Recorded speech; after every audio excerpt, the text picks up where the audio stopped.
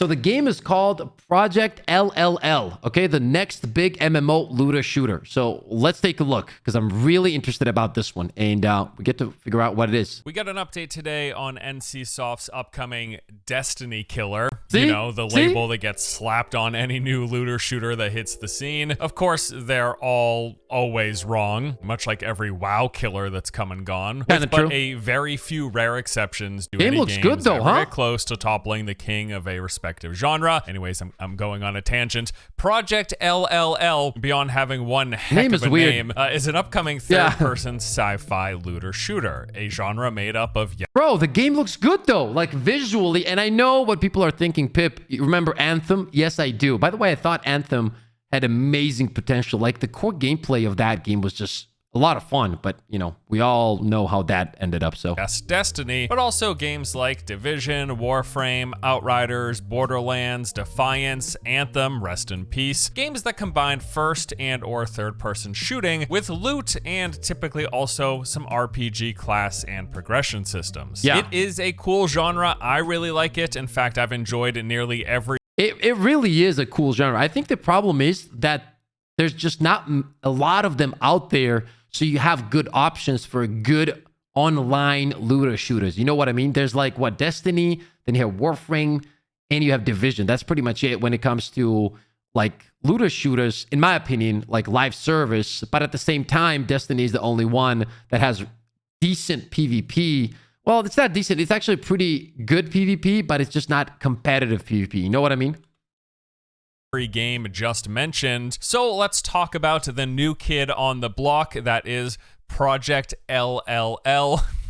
That name, dude. This was first revealed a little over a month ago. I made a video at the time going into some pretty big detail on what visually we knew. Looks good. Here's a quick recap. They are referring to this officially as an open world MMO looter shooter. Those are the three genres that they say are the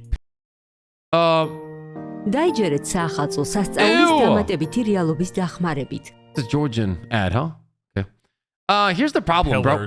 Here's the problem, right? Like, a lot of these games call themselves MMOs, but it just doesn't make sense, man.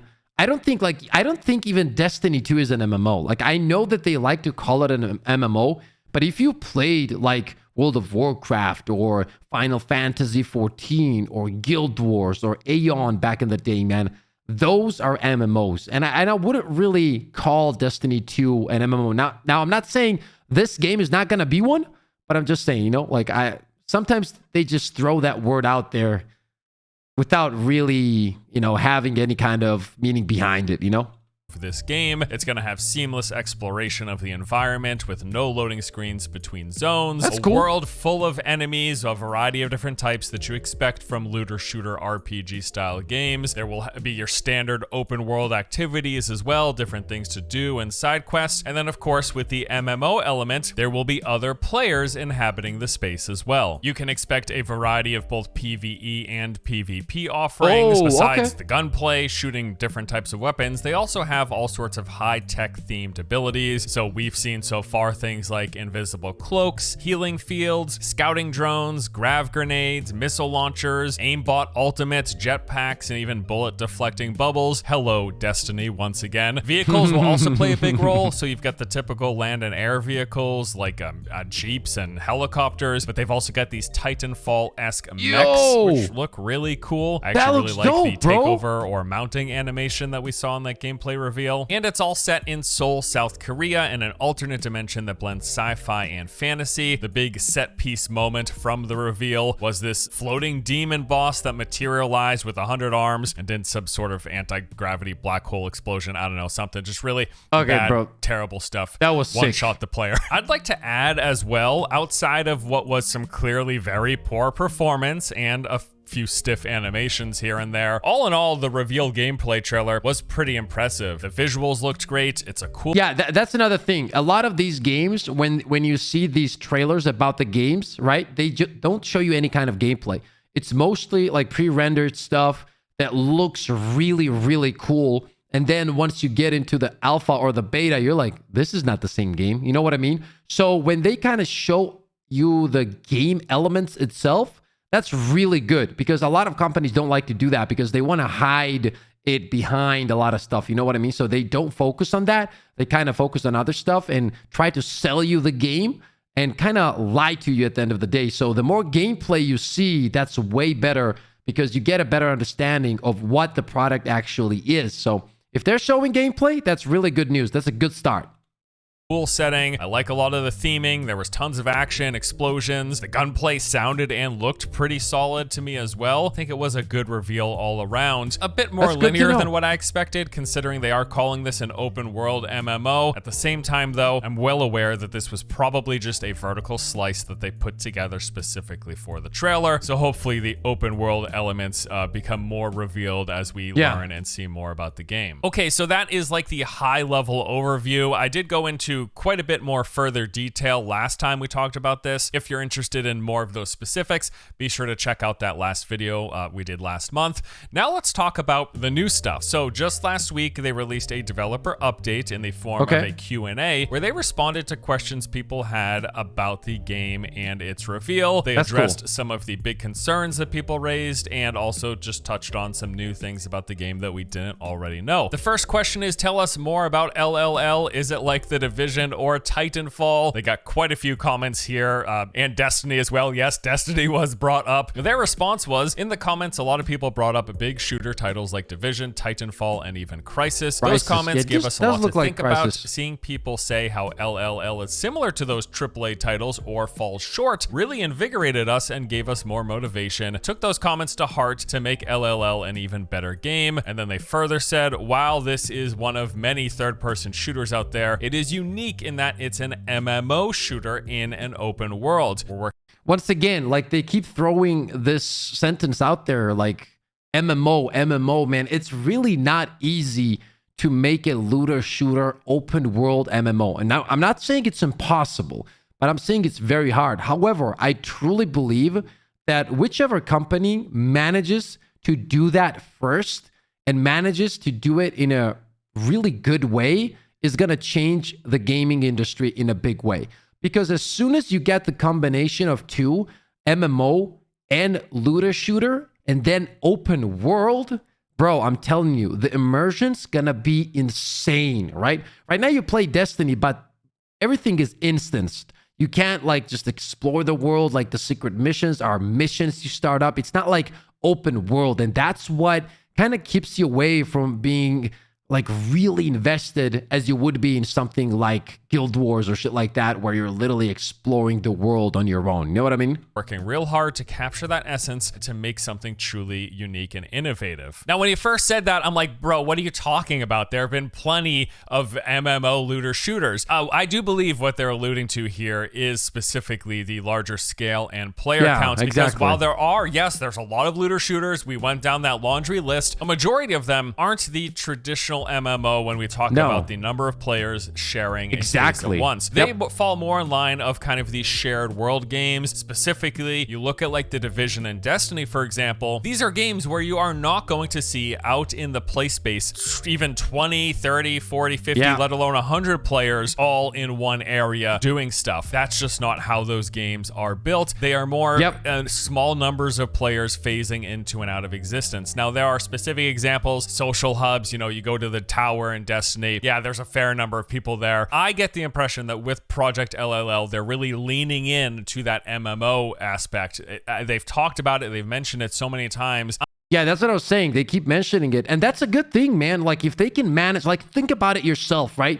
You have a MMO looter shooter, bro, where you have like 30, 40, 50 people fighting a world boss, something like that. That could be absolutely out of this world insane. I am expecting large numbers of players. They seem to be emphasizing that that is going to be the case. So if they really are able to deliver big, open, seamless world that has a large number of players, that would in fact be fairly unique. Not one of a kind, but a little more large scale than what is the norm, what we come to. Exactly what I said. It would be unique to the point that it would 100% change a lot of things in the gaming industry because there will be a new bar set, right? Because now if you're calling yourself an MMO looter shooter, you can't just be like Destiny because there's a game out there that has 40, 50 people killing a world boss or whatever. So if that's an MMO and you have an instanced pretty much all kinds of dungeons, whatever, but it's only 3 to 6 people, how can you call yourself an MMO? The reason that these games can call themselves that right now is because there's nothing out there, guys, that is a true MMO-like looter shooter experience. That's just the truth. To expect. The next question was a shooter and MMO and an open world game in one. People were concerned about whether or not that's possible. Their response was yes, and we're understanding at each step why this hasn't been done before. It hasn't not been done before. It's just not the norm like we just talked about. And then he went on to say, but we believe that the end result will be something truly unique and worthy of our hard work. Yeah, I mean, if they can truly, really Defiance came the closest for me to being a true MMO in the scale and player count, and also being large open spaces with seeing those large numbers of players. Defiance and Firefall were the two closest in my eyes. I'm glad they're addressing how actually difficult it is. And if you're curious why, I think really the biggest thing is that with a lot of like the, especially tab target MMOs, it's a lot easier to have a large number of players in a shared space because of latency, because of dealing with the servers, communicating back and forth between a large number of players. It is easier when you have combat systems that are much more forgiving, as tab target or soft lock, or even a lot of action games do have some latency compensation in there that make it much more forgiving when there's players of different latencies in different parts of the world all trying to play in the same space. It's just so much harder with the shooter because even the smallest amount of latency in an FPS or third-person shooter feels really bad. If you shoot and there's even like a fractions of milliseconds delay compared to what you expect, it makes the game feel bad to the point of almost being unplayable. And then the larger the number of players you all pop into. And also you got to keep in mind, right? Like how hard is it going to be to run this game on a PC? Because it's one thing when you have World of Warcraft graphics, right? And you have 50 people running around, which by the way, even then you need a fairly decent PC to be able to do that. And it's a completely different story when you have a game with graphics like this, where you have 50 to 100 people running around, absolutely destroying those bosses or whatever it is, doing missions, dungeons, raids, whatever it's going to be. So it's not easy. I think that's the biggest problem they're encountering in general. And I'm excited, man. I didn't know about this game.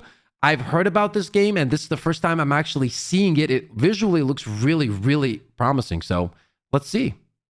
Into a space that's all being rendered at the same time on 20, 30, 50, 100 different players' computers at different parts of the world. The more people that gets plopped into that, more odds there are to be inconsistencies and issues with latency that make it feel bad for some, if not all of them. And so that is the biggest issue that's really hamstrung the idea of big scale MMOs. There are other games that are doing it that I should mention. I didn't bring it up last time, but you look at titles like PlanetSide 2. While I don't really consider that an MMO, it's more, I feel it's more along the lines of like a Battlefield. Large number of players all in one space. That is done in games. PlanetSide is a perfect example. But there is absolutely an extra layer when you add all of those additional elements that the what we're calling traditional MMOs that PlanetSide doesn't fill for me add, which is all of the PvE and the various dynamic engaging with the environment and doing these things and going on quests and having a bunch of NPCs and world bosses and all of that stuff. It's an extra layer that games like PlanetSide or Battlefield don't have to deal with. That I just want to address that quickly as well. Okay, moving on to the next big question, which was how much gameplay freedom will there be? And one of the comments they pulled up said, I hope we can do more than just hide and take cover. So specifically here, they're talking about world interaction and traversal.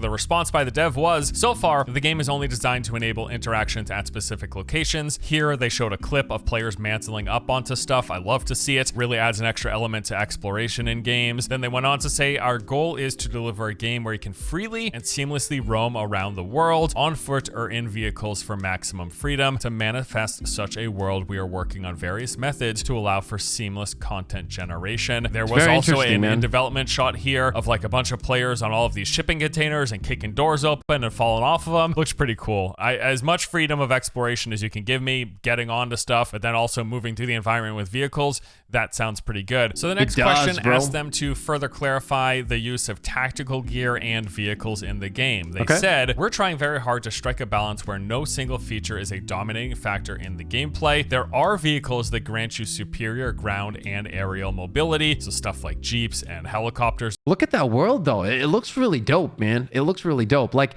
But when it comes to balancing, I think when you make a game like this, and if you're trying to also have PvP in it, like you gotta understand that you have to be able to balance these things separately, man. If not, you're in trouble. Because like if you have shit like this in a game where you have invisibility, and we have this in Destiny 2, how many times is it where something is broken in PvP, they nerf it, and people that enjoy PvE more are upset about it, which is very understandable, right? So if they manage to also balance it like 100% separately, that would be a game changer. I feel like for games like this, especially, it's very important for the company to be able to do that, you know?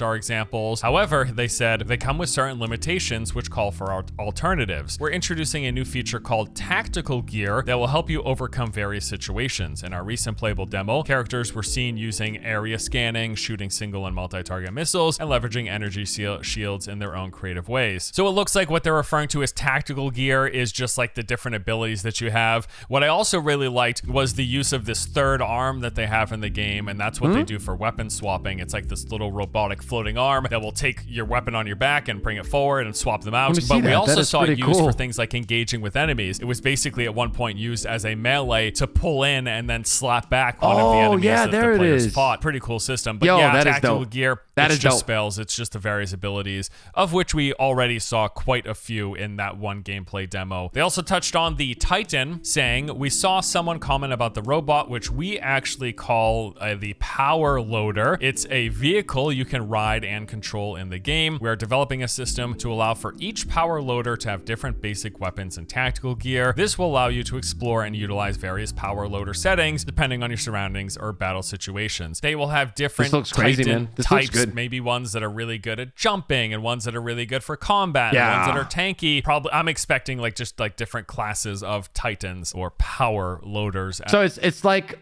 playing an Anthem in a different game. You know what I mean? You get into a suit like you did in Anthem. I'm pretty sure it's not going to be the same amount of movement and everything like that, but it's still pretty cool to have that ability. As they are calling them. The next question was addressing the setting, which is the dystopian Seoul. Their response was, Seoul is one of the key zones featured in LLL. We chose it because of how unique it is as a city that is comprised of cutting-edge tech as well as traditional elements of the past. And this is something that I really like from what they've shown, this mixing of old and new, but then also being a sci-fi fantasy game. They've got that extra layer of the otherworldly added. I don't know, it kind of reminded me of the Last of Us world, you know?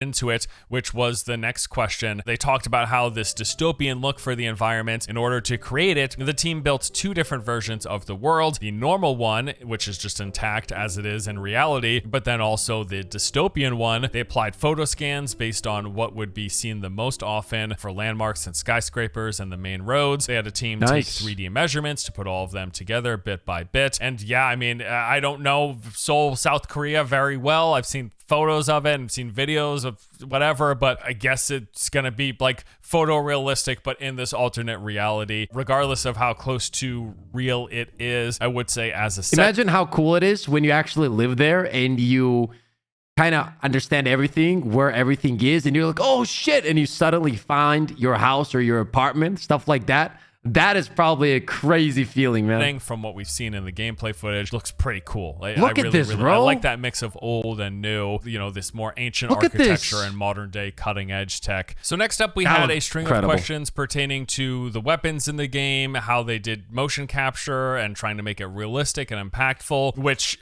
I know it's just a trailer. From the trailer, it did seem like the gameplay, the oomph behind the gunplay specifically, looked to be one of the strong suits. Just judging the trailer, which is certainly not the whole picture. We have that to play is crazy. Yeah, let's talk about that. Because at the end of the day, like you take a game like Destiny 2, that's why it stands out, right? The gunplay is phenomenal. And if they manage to nail the MMO aspect and the gunplay aspect to the point where it's top tier, hey, a Destiny killer just might be a real thing this time. You know what I mean?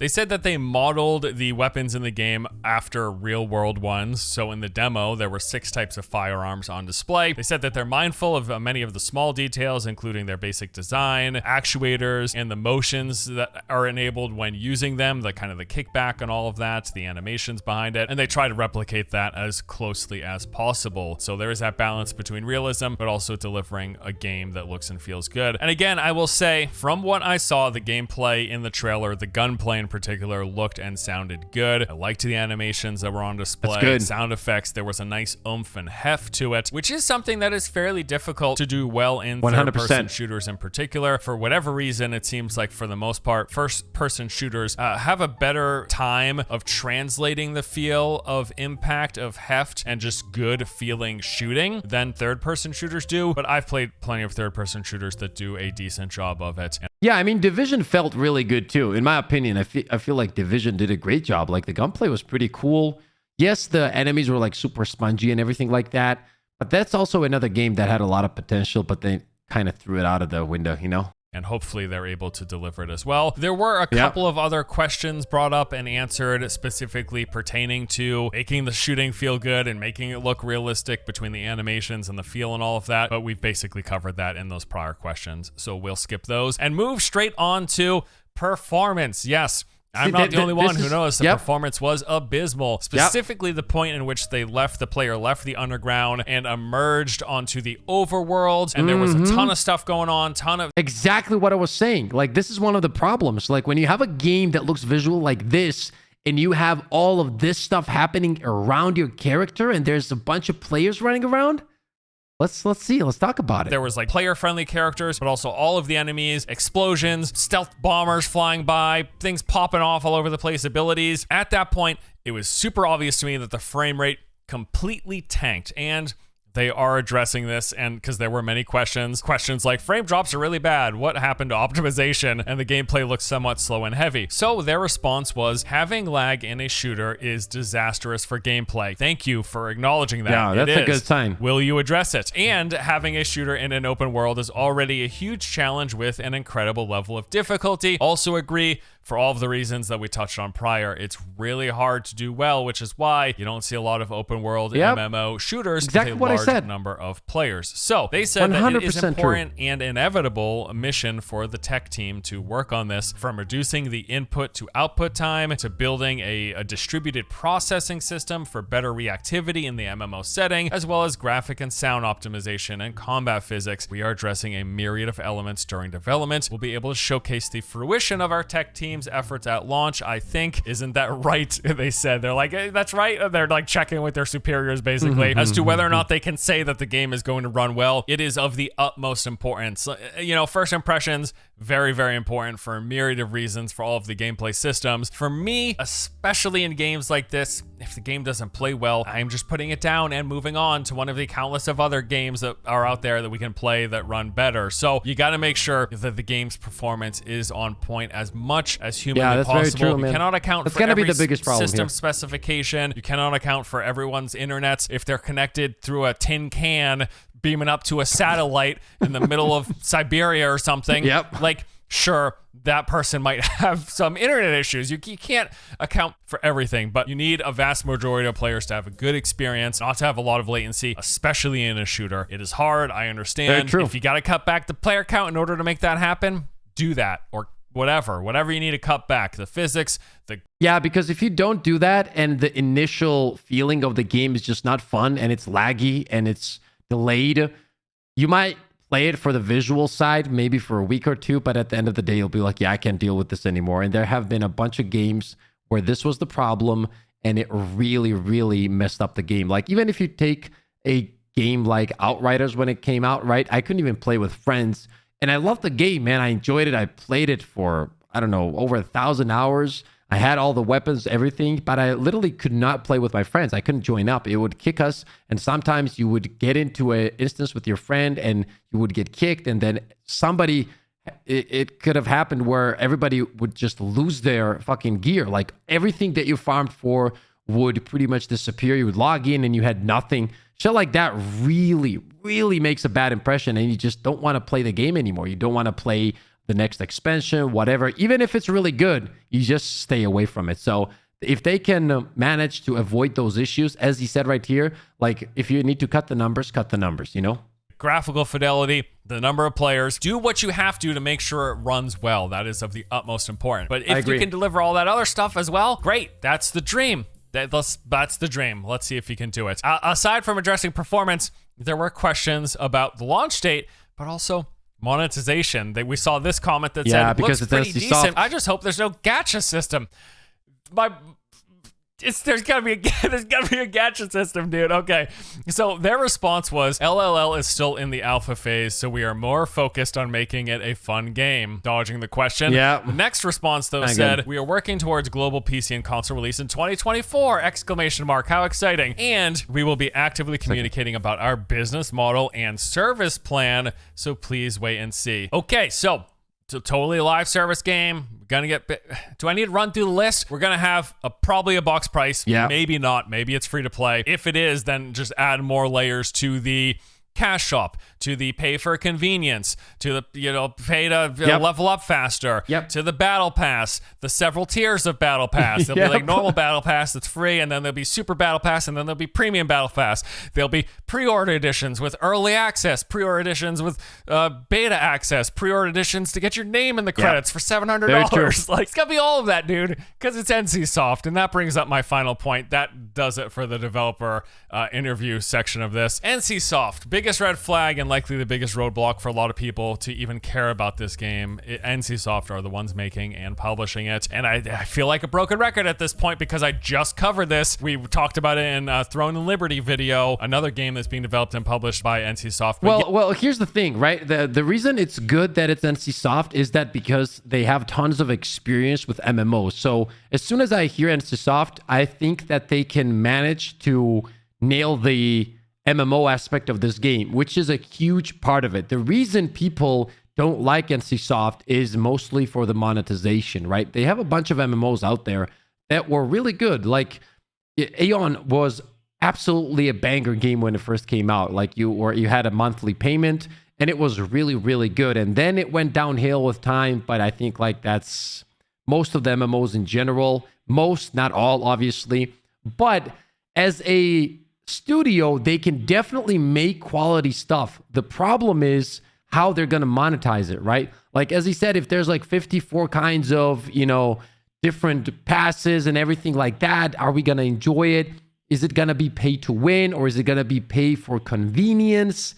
It's a lot of questions there with NCSoft. But as I said, the one thing that I do believe is that they can nail the MMO performance. Yes, it bears repeating, for as good as this game looks and sounds, and I do think it does, aside from the performance and some rough animations, some cool stuff they're talking about. Visually, it looks good. I like the idea. I like the setting. I like MMO looter shooters. A lot of boxes checked, but there's a lot of boxes in the other category of you got to expect the worst on the monetization that's just side true. of That's things, simply on true. how they're going to try to get money out of things. Because yes, they monetize the heck out of everything they touch, typically to the detriment of the gameplay experience. It is great for their pockets. It is bad for the players. As long as you know that going in, and you can still approach this and just try to have a fun experience with it, but be willing to put it away once all that stuff rolls in. Great. And, how are you so sure, Force? They just said they're going to share more plans about their business model and service plan. We just have their track record to go off of. That's simple as that. We have their track record. That is all we can go off of. Will they surprise us?